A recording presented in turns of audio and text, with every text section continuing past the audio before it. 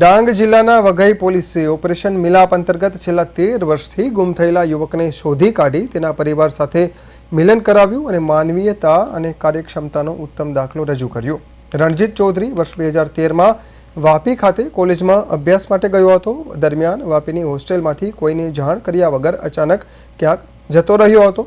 ત્યારબાદ પરિવારજનોએ અનેક સ્થળે શોધખોળ કરી પરંતુ તેમને કોઈ સફળતા મળી નહોતી। આ કેસને ગંભીરતાથી લઈ વઘઈ પોલીસે ઓપરેશન મિલાપ હેઠળ તપાસ શરૂ કરી હતી। વઘઈના પોલીસ ઇન્સ્પેક્ટર વીકે ગઢવીના માર્ગદર્શન હેઠળ પોલીસ ટીમે ટેકનિકલ સોર્સ અને હ્યુમન સોર્સનો અસરકારક ઉપયોગ કરી કચ્છ જિલ્લાના ગાંધીધામ વિસ્તારમાંથી રણજીત ચૌધરીને શોધી કાઢ્યો। પોલીસ દ્વારા યુવકને સુરક્ષિત રીતે તેના પરિવારજનોને સોંપવામાં આવ્યો, જેને લઈને પરિવારજનોની આંખોમાં ખુશીના આંસુ જોવા મળ્યા હતા। જીતભાઈ અમે એને ગામથી છોટું કરીને ઓળખીએ છીએ। તો એનો 2013માં ફરિયાદ દાખલ કરેલી, વાપીથી નીકળી ગયો હતો।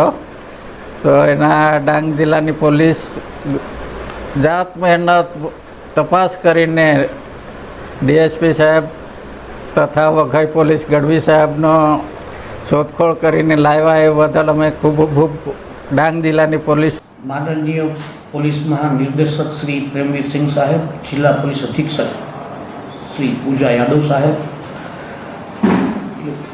डांग जिला में गुम थयेला व्यक्तिओ अंगे होटल मिलाप करीने एक ऑपरेशननी शरूआत करवामां आवेली।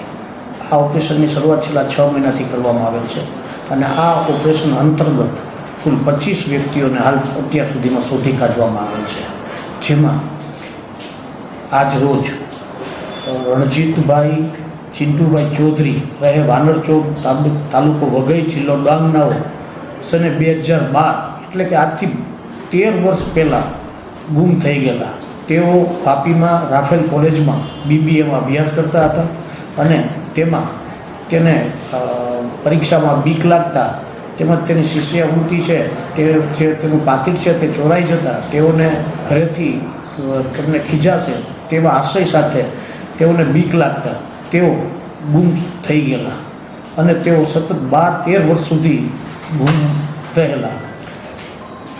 આ મિલાપ ઓપરેશન અંતર્ગત પોલીસ ઇન્સ્પેક્ટર શ્રી વિરલ ગઢવી સાહેબ તથા તેમની ટીમે અથાગ મહેનત કરી હ્યુમન ટેકનિકલ સોર્સિસ તથા તેના ક્લાસમેટ્સ વગેરેને પૂછપરછ કરી અને માહિતી મેળવતા અંતે તેઓને જાણવા મળે કે તેઓ કચ્છના ગાંધીધામમાં તેઓ હાલ નૂતન હોટલ છે ત્યાં વેઇટર તરીકે સર્વિસ કરી રહેલ છે, જેથી કરીને તેઓએ પીએસઆઈ રાજપૂત સાહેબ તથા ટીમને મોકલી અને ત્યાંથી તેઓને શોધી અને તેનું કાઉન્સિલિંગ કરી સમજાવી તેઓને વગેરે